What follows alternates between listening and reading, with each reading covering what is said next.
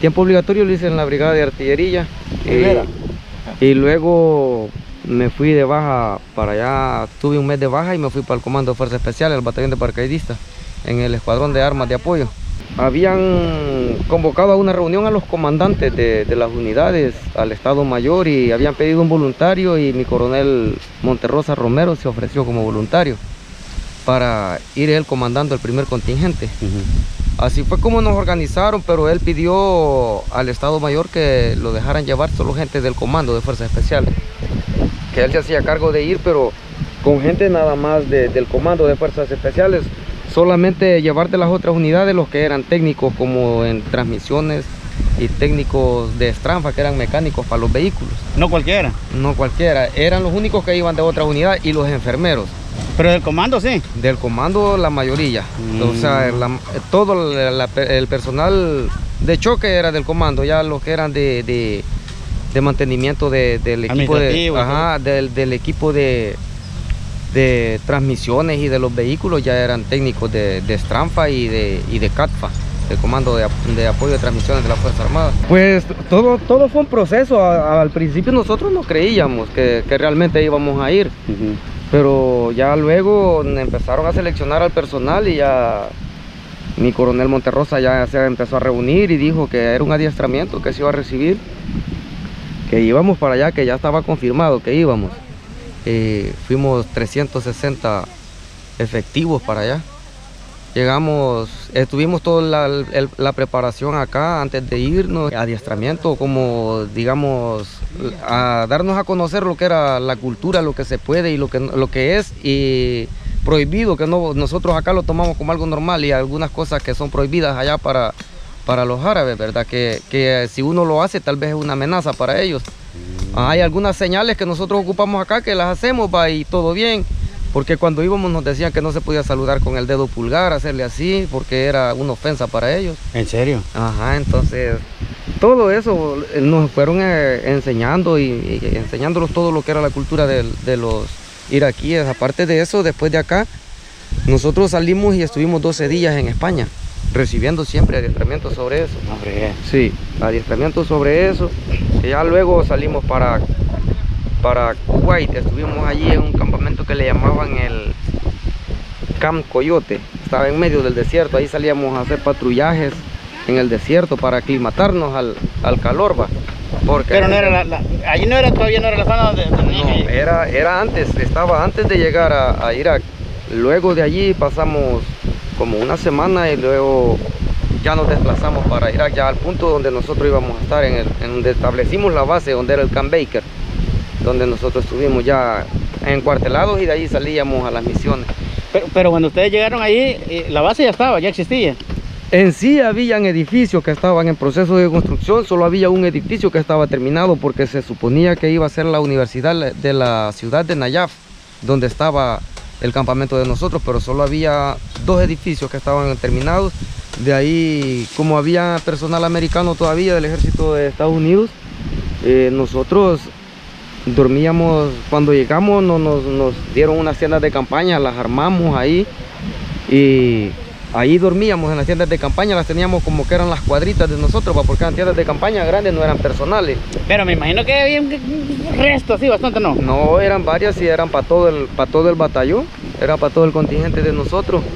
Entonces, y allí fuimos empezando, donde empezamos al principio que no había ni comedor. Los daban ración C, de la que andan los americanos. De esa comíamos, y ya luego, como al mes de eso, empezaron a montar ya un comedor, que era comedor de campaña, pero ya bien preparado, con comida americana y todo, como el ejército de Estados Unidos. Y nos prepararon ya lo que eran las cuadritas, ya como tiendas de campaña grandes, pero ya con calefacción y con aire acondicionado, porque como también ya en noviembre se pone algo fresco. Entonces allí se ocupa calefacción. Y así fuimos pasando, así logramos sobrevivir los 7 meses que estuvimos allá. ¿Cuántos meses? 7 meses. En total, lo que estuviste por allá. Sí, por todo, fuera del país.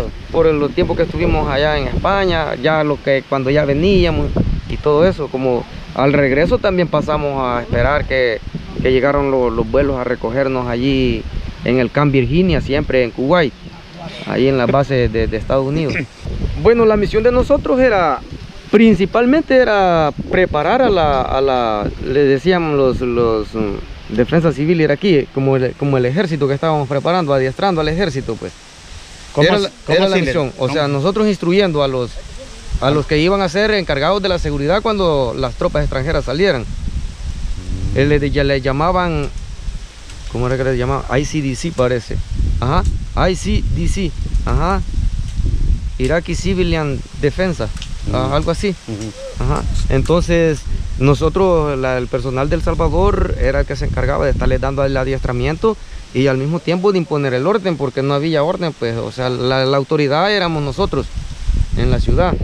La autoridad eran las tropas extranjeras. Nos andábamos. Y estaban adiestrando a los que iban a quedar ahí. Correcto, los que se iban a quedar allí cuando ya abandonáramos nosotros la misión, pues. Así fue todo el procedimiento. Ya, gracias a Dios, nosotros no tuvimos muchas novedades, solo hubo pequeños así enfrentamientos que tuvieron algunas patrullas, pero rapidito, pues algunos a veces se corrían los iraquíes rápido, o a veces rápido se les decomisaba el armamento. Y nada más un ataque que nos hicieron al campamento, que nos dejaron ir 13 morterazos, 12 morteros y un RPG-7, que ya ni llegó porque ya iban huyendo en carrera, porque siempre mantenía, mi coronel Monterrosa siempre mantenía una patrulla que se mantenía en la seguridad del perímetro, en el perímetro del campamento. ¿Usted anduvo con el hijo de coronel Monterrosa? No, él es Monterrosa Romero, con el que yo anduve. ¿Pues sí, hijo de mi coronel Monterrosa Barrio? No, Monterrosa Barrio, él se llama igual que mi coronel. Es Monterrosa Ramírez. Ese es otro. Es Monterrosa Ramírez. La verdad no se podía distinguir porque eso fue como a la 1:30 de la madrugada. Yo estaba enfrente de donde cayeron los morterazos. Yo estaba de turno a esa hora. A esa hora yo estaba de turno cuando fue el primer morterazo. Estaba haciendo frío, yo estaba sentado con los brazos cruzados, me había quitado el casco porque allá nunca lo quitábamos el casco. Era obligación andar casco. Cuando de repente el morterito 60, pues, mortero, yo agarré mi fusil y me puse el casco y me agaché en la trinchera. Y ya después cayó el primero, ¡boom! Yo vi donde cayó, se vio el destello, cayó como a unos 200 metros del montículo que rodeaba el campamento. Y de allí venían los otros, ¡puc, puc, puc, puc! En fuego de efecto.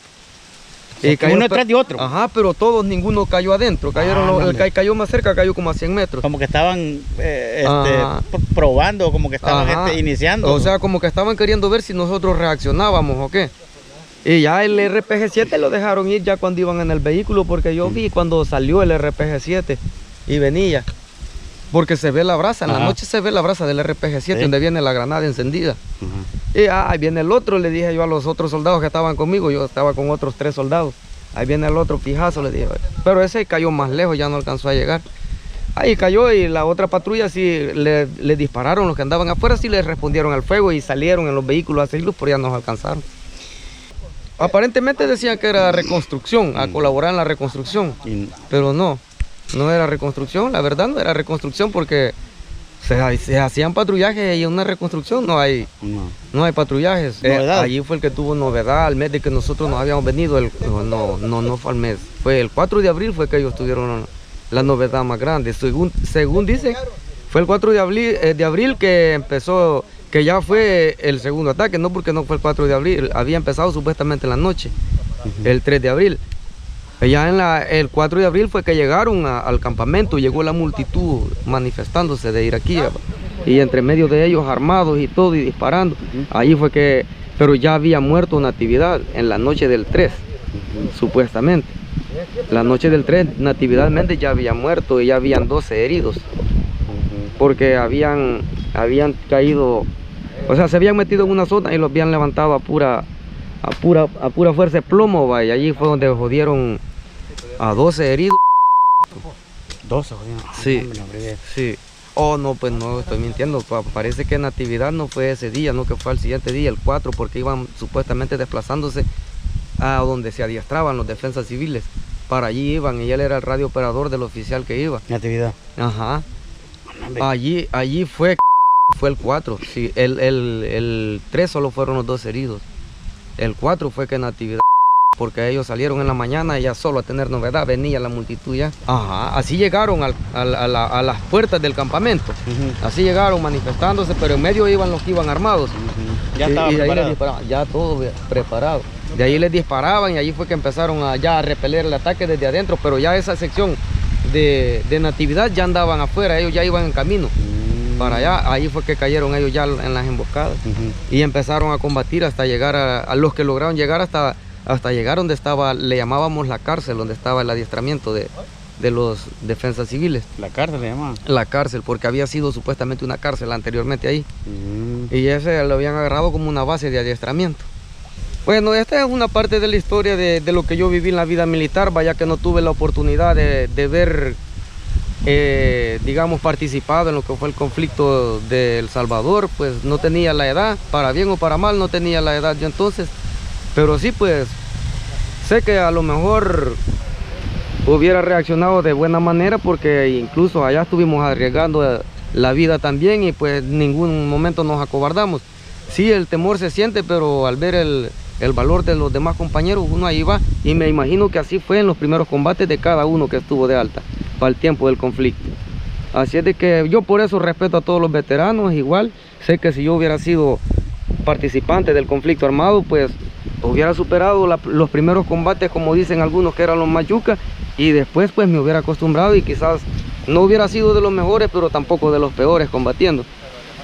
No, pues sí, es bueno que las nuevas generaciones sepan de lo que fue la historia del conflicto, y que pues todos los que de una u otra manera estuvimos en el Medio Oriente apoyando al ejército de Estados Unidos y tuvieron sus experiencias, sabemos que nadie tiene la misma experiencia que otro, pues contar, si se les da la oportunidad, contar para que sepan qué es lo que se vivió, que realmente, porque a veces dicen uno que pues fuimos solo por ir a arriesgar la vida allá, pero realmente sabemos que era el cumplimiento del deber. Teníamos un juramento a la bandera y que había que cumplirlo, había que obedecer donde quiera que nos mandaran, allí íbamos a ir. Así es de que eso es lo que yo podría decir, que cuenten su historia para que la gente sepa qué es lo que realmente hemos vivido nosotros.